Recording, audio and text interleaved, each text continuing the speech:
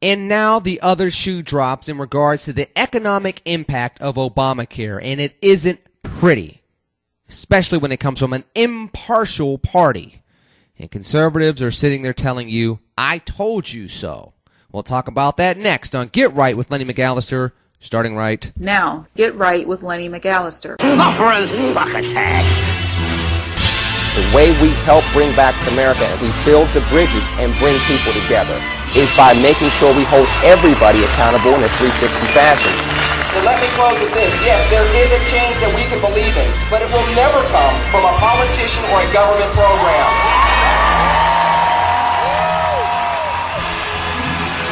We got to move away from the American Idol soundbite nature of politics and back to the American statesman of humble servant leadership that we used to see in politics. It is time to reel in government. It is time to roll out the era of the new American citizen. If we could continue to get some common sense governing from both sides of the aisle, we can finally get Americans through the recession, not just Wall Street. We need people that can change the crisis that we're seeing, and that's why, as a proud Republican, I go do the jail ministry. I speak to the kids in the streets. So I'm never going to lay down being a Republican or being a conservative, just as much as I'll never lay down being a proud African American. I feel like a black Republican. Welcome to another edition of Get Right with Lenny McAllister, with the Black Republican, if you will. You know the deal here. On Twitter, it's LennyMcAllister. On Facebook, Two Walls, same name, want to hear from you. And for those of you that have been following the podcast since the beginning of 2014, thank you very much. For those of you that have been following the podcast now, over the 60 podcasts that we have done since the fourth quarter of 2013, thank you very much. With that said, I'm going to jump into this right away. I really do not want to talk about this. I have to. I'm obligated to. And before those of you that are on the progressive side of the aisle, whether you're actually an elected official or you follow the podcast or both, and you're saying, Lenny, you've been waiting for this day? No, I have not. I've said it repeatedly.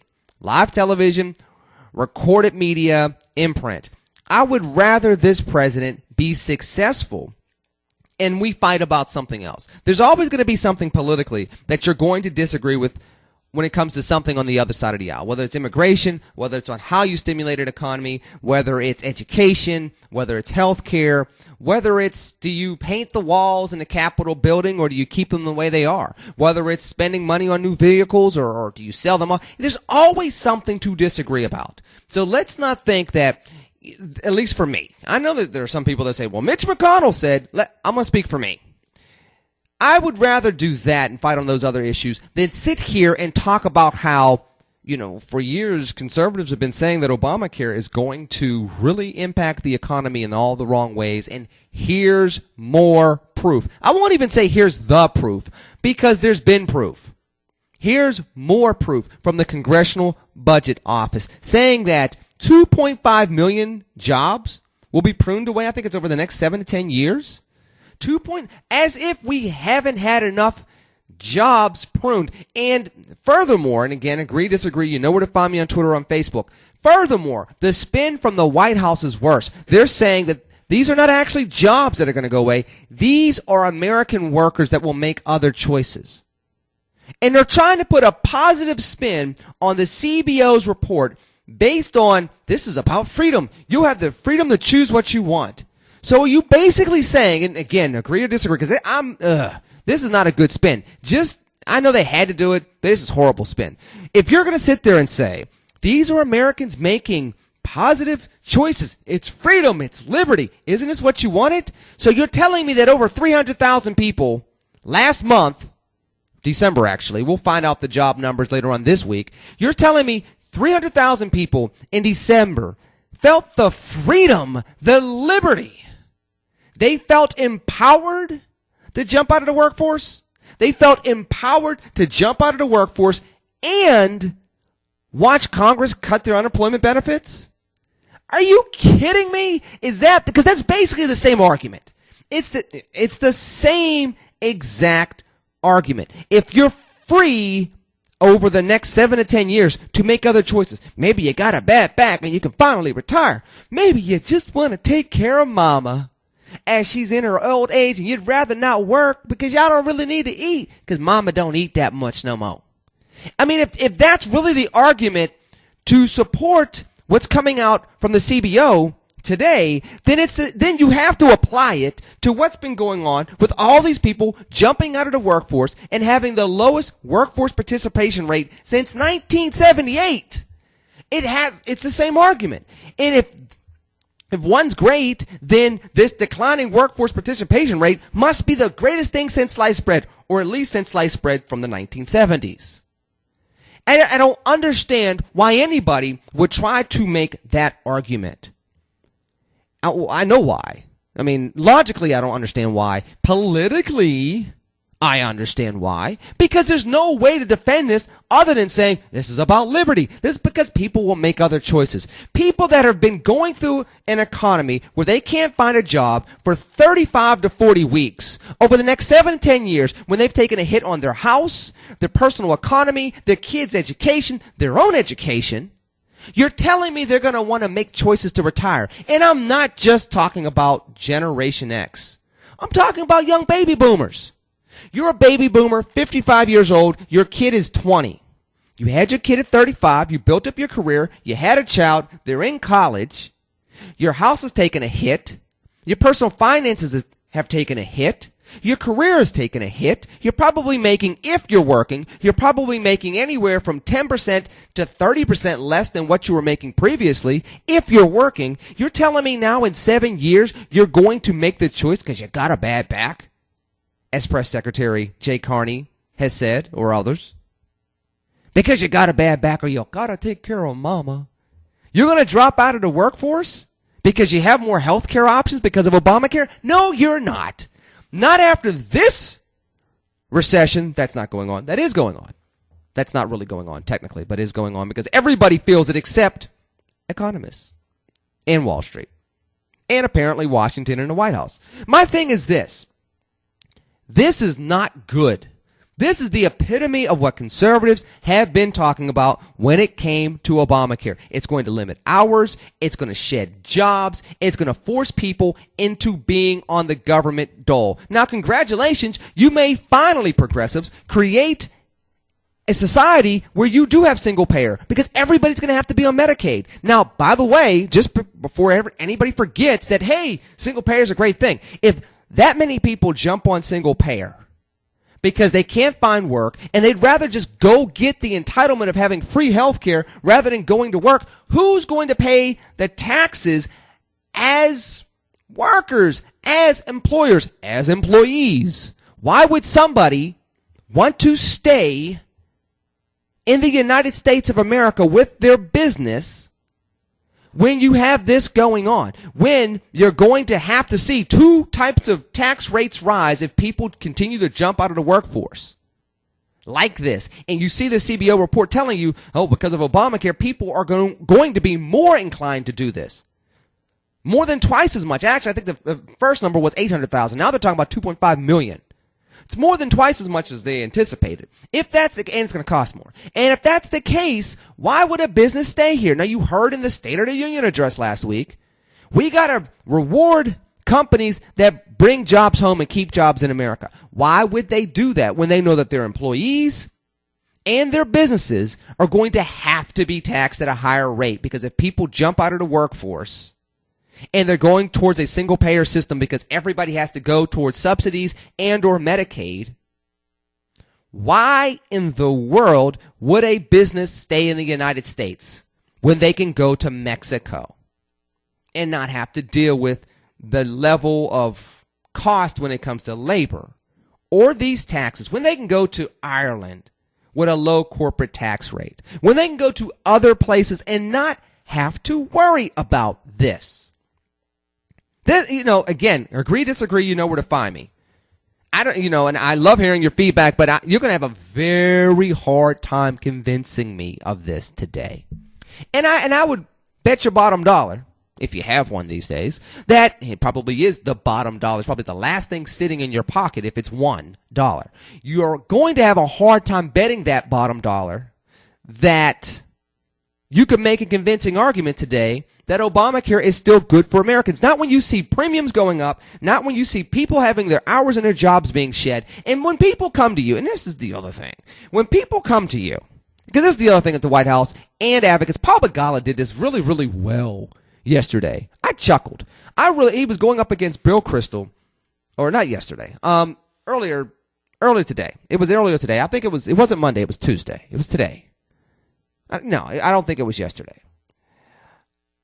I saw him make the argument, and in a very convincing way, about how many jobs have been added to the American economy since this passed. Now, here's the very, very interesting thing that makes Paul Begala good at what he does, but you need to pay attention to what people are actually saying. Most people think that this law was quote-unquote passed in 2012 when the Supreme Court said it was a tax and Congress had the right to tax, that it wasn't a mandate because Congress doesn't have the right to mandate. The law didn't pass in 2012. That was the Supreme Court making a ruling on its constitutionality. The law passed in 2010. So when you start grabbing job numbers and saying the job growth, when you start grabbing job numbers, I'm going to say it again, and you start talking about job growth since this law was passed, and you use those numbers to try to refute everything that you're seeing with Obamacare, everything that you're seeing under this president's administration when it comes to creating jobs, sustaining jobs, bringing back economic hope for Main Street. And heck, we can't even say Wall Street now. Wall Street's dipping. Manufacturing is dipped. People are worried about that this week. So far. Those manufacturing numbers coming down doesn't make the blue-collar worker very encouraged at all. So all this stuff is going all wrong. But Paul Begala put a great spin on it by saying that if you look at the amount of jobs that were added since this law was passed, but I'm going to tell you, this law was passed going on 4 years ago. So if you're happy with adding 120,000 jobs, maybe 175,000 jobs a month on average, which, by the way, I'm going to remind you, 74,000 jobs was all there was the last time we got a jobs report reflecting on December, which, by the way, should have had seasonal hiring for the holiday season. Should have been inflated. It was not. If you're happy with 175,000 jobs on average or so, over the course of 4 years, when you know you need 250,000 to 300,000 jobs per month to be added to reinvigorate this economy. When you're talking about 150,000 jobs, I think it's 125, 150, somewhere in there, just to keep up with the population growth, just to keep up with retirements and things along those lines. You're now talking about 50,000 jobs, if that's the margin error. I'm saying if. Heck, we're talking about the Keystone Pipeline possibly being expanded. The Keystone Pipeline is going to bring in 42,000 jobs by itself. Over 40,000 jobs by itself. So you compare that to last month gains, the last jobs report in December going into January. Well, again, we'll find out what January looked like at the end of the week. When you talk about 74,000 jobs, and more than half of that comes from one project, and then you have Paul Begala and probably other Democratic strategists trying to spin this, saying, look at all the jobs we created over the last 4 years, and people continue to drop out of the workforce. If they were able to get these jobs, they'd be in the workforce because they'd be working. Now you have a report coming from the Congressional Budget Office, which, by the way, Congressional Budget Office is supposed to be neutral. This is usually what each party grabs when they want to beat the other over the head with a report. So this is not controlled by Republicans, so you know what they're going to say, or vice versa. This is supposed to be neutral, to bring out the numbers for the American people so that legislators can make good decisions or fix bad decisions like, I don't know, Obamacare in its current form. When you see this, again, you know where to agree or disagree. Twitter, LENNYMCALLISTER. You know where to find me on Facebook. Always appreciate the comments, the back and forth dialogue. I appreciate you all talking to each other and being respectful. So continue to be nice. 2014, let's keep that New Year's resolution if we can.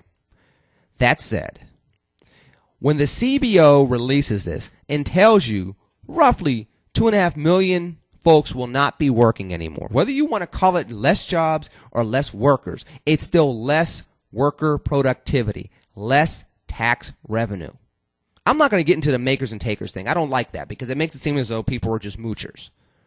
But the truth of the matter is, if there's not the right type of economic development for jobs, business development for jobs in America, and you're creating incentives for jobs to stay away from the United States when it comes to people actually putting their hands on something at work for 8 to 10 hours a day, they're going to drop out of the workforce. If they drop out of the workforce, you're going to have to get the tax revenue from someplace else. The government does not make widgets. They make trouble. They make controversy, they create scandals, but unless if you're a network that's airing something at 10 o'clock Eastern time on Thursday nights, you can't sell scandal. I'm just saying. You just can't. And therefore, they have to go someplace else in order to get the tax revenue. And where are they going to get the tax revenue? From people that are working, small businesses, and large businesses. Large businesses, they have the opportunity to leave the United States. And some of them already have, and more of them will do that. Small businesses will then have the opportunity, and as they said in the movie, you now have my permission to die. And that's basically what Obamacare is starting to say to more and more and more small businesses, which, by the way, we all know is the economic engine of the United States of America. This report's not good. This leadership is not good, and this political spin from this White House is not good. Now, with that said, I know conservatives have been jumping all over this today. I've seen the press conferences. I have seen the reports. I have seen what's already coming out in social media. I already have seen several legislators at all levels of government talking about this. The issue for conservatives must be, how do we fix it without talking about full repeal all over again? Even a piecemeal repeal is better than going right back and having another big vote on this. Because all it's going to do, now I'm talking about politics, all it's going to do is make the independent American who's frustrated with this economy turn right back against the Republicans. And then it becomes a Republican versus a Democrat. Then it becomes a political argument. It becomes the evil Republicans versus Obama. Versus being, have you heard of this CBO report and how they're trying to spin it? You have the freedom to be unemployed. You have the freedom to be unemployed. Is that what we've been saying throughout the United States over the last several years? Because if that's the case, then George Bush should be waving. He should be the symbol of freedom in the 2000s when all those jobs just dropped out of the economy in 2008. He should reflect the beacon of American freedom and liberty if having the freedom to be unemployed is something that a president is beating his chest about from the White House. Do you understand how absurd the spin is coming from the White House to even suggest this? Sometimes it's just better to let it blow over. Now, I know when you're the White House, you have to say something. But to say that, well, people will be making different decisions. And you'll have the freedom to drop out because you had a bad back. No one wants the freedom to have their car repossessed. Nobody wants the freedom to go into foreclosure. Nobody wants the freedom to have to drop out of college because you don't have any money, although you have a 3.2 grade point average over the first 2 years of being in school. Nobody wants that freedom. That is not the hope that President Obama rode in on in 2008. And I really don't want to talk about the Super Bowl interview, but the Super Bowl interview and the antagonism back and forth again, the dude needs to get over Fox News. I love him as a child of God, but really, you're the president. Fox News is beneath you. Let it go. But between that and these type of numbers and trying to spin it and trying to pin it on the Republicans and saying, well, people have more choices, but one of those choices apparently is to be knocked out of the labor force. When we're continuing to see people bleed out of the labor force in all these different areas across the United States, whether it's here in Pittsburgh, throughout Pennsylvania, throughout the Northeast, people are seeing the unemployment rate go down for all the wrong reasons. And now we have a report saying the landmark piece of legislation that has been passed underneath the 44th President of the United States is going to continue that trend. There is no hope. We're changing all the wrong things. And this is not good, because if this is indicative of what we have to look forward to going forward in 2014, the midterm elections, you thought 2012 and 2010 were ugly. Add more unemployment and economic anxiety to it, and you are going to see some of the nastiest ads, some of the nastiest campaigning, some of the nastiest grassroots activists, and some of the most divisive actions in American politics than you've ever seen in your life, all brought to you on prime time by 3 to 4 different stations and a whole bunch of anonymous people on social media. That is not the America I want to live in.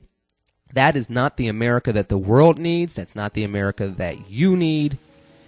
And this is not the leadership that we're benefiting from. It's not the leadership that we need moving forward. What's your take on this? I know you're saying I'll probably blame President Obama too much, but hey, it's his signature legislation, and these numbers reflect that. What do you say? You know where to find me on Twitter, LennyMcAllister. On Facebook, Two Walls, same name. Looking forward to your feedback. In the meanwhile, you enjoy your Tuesday. We got more storms coming to the Northeast. Be safe, be careful, be warm out there. Looking forward to talking to you on Hump Day Wednesday. In the meanwhile, you know I love you. Talk to you soon. TCNGB.